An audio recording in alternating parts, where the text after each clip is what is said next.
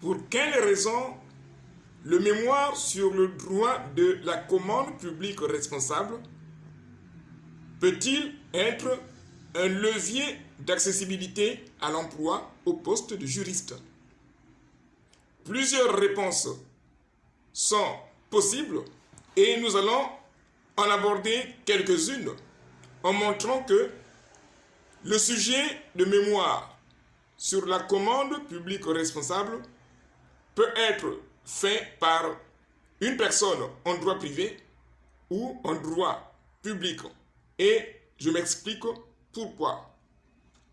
La commande publique responsable, qu'on appelle également les marchés publics, a connu une évolution depuis quelques années sur orientation des financements multilatéraux mobilisés par le Fonds monétaire international et la Banque mondiale. Lorsque je demande aux étudiantes ou étudiants qui souhaiteraient intégrer le monde du travail dans le cadre d'occuper un poste de juriste, il est important de choisir des thèmes qui mettent en relation le volet théorique et l'aspect pratique, dans la mesure où, si vous prenez des sujets de mémoire ayant une implication exclusivement théorique, la seule finalité, c'est l'orientation vers le doctorat et l'enseignement.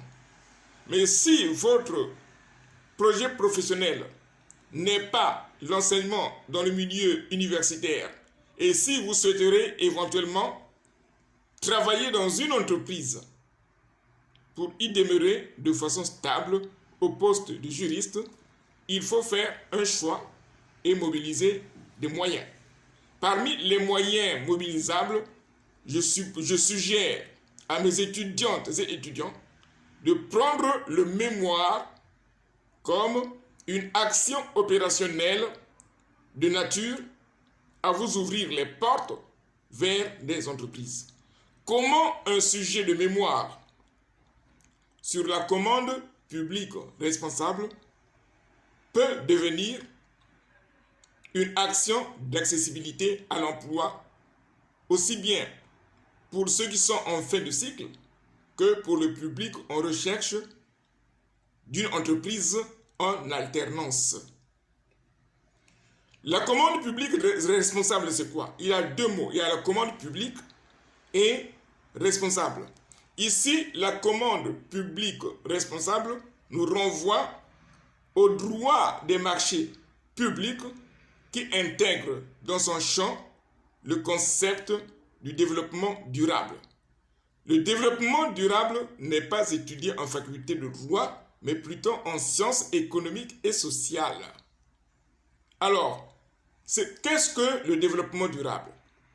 Le développement durable est défini par la doctrine en sciences économiques comme étant un processus d'accumulation de richesses pendant une longue durée qui s'accompagne d'un bien-être social sans compromettre celui des générations futures. C'est la définition du développement durable donnée par la doctrine dans le domaine des sciences économiques et sociales. Or, depuis quelques années, comme je l'ai déjà relevé, les bailleurs de fonds internationaux obligent les pays financés à intégrer la commande publique responsable dans la passation des marchés publics. Qui dit commande publique responsable renvoie donc aux entreprises d'une certaine catégorie d'avoir éventuellement des privilèges d'accessibilité aux marchés publics. Dans certains types de financement multilatéraux, puisqu'il y a plusieurs types d'instruments de l'aide au développement, certains financements privilégient des petites et moyennes entreprises. C'est la raison pour laquelle, lorsque vous prenez un sujet de mémoire sur la commande publique responsable, ce sujet de mémoire peut vous conduire à un rapprochement vers les communes. Alors, n'oublions pas que les communes sont également les leviers de développement des entreprises par le commerce de proximité qui relève de la compétence de la mairie. Donc, lorsque vous avez un mémoire et que vous ciblez le droit de la commande publique responsable et vous prenez le cas des entreprises du secteur du bâtiment, selon la localité, prenons le cas du public en France.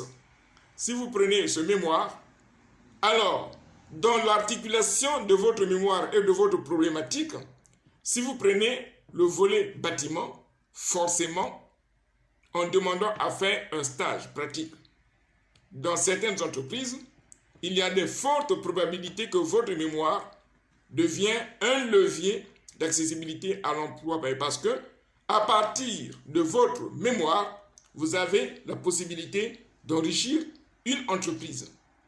Parce qu'il est question, parfois, selon certains départements, de faire des propositions aux communes, notamment aux services de l'État, de voir comment intégrer les entreprises locales dans l'acquisition des biens et services et dans le développement local, puisqu'il y a une relation entre les dépenses publiques et l'économie locale. C'est la raison pour laquelle j'insiste sur ce point, sur la nécessité de choisir des thématiques de mémoire qui ont une relation entre le droit et l'économie, de sorte que, en se rapprochant des services des entreprises, mais également des services de l'État, puisque c'est la collectivité publique qui organise le contenu des appels d'offres. Et dans ce domaine-là, il y a très souvent des offres d'emploi.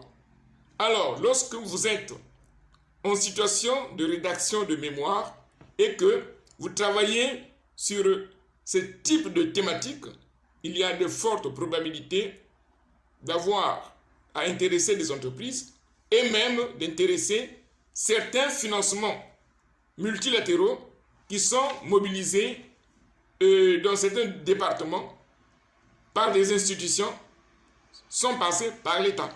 Vous pouvez également travailler dans ces ONG qui mobilisent l'aide publique au développement et qui intervient dans le financement des biens publics ou services publics, services de l'État à partir d'une commande publique responsable.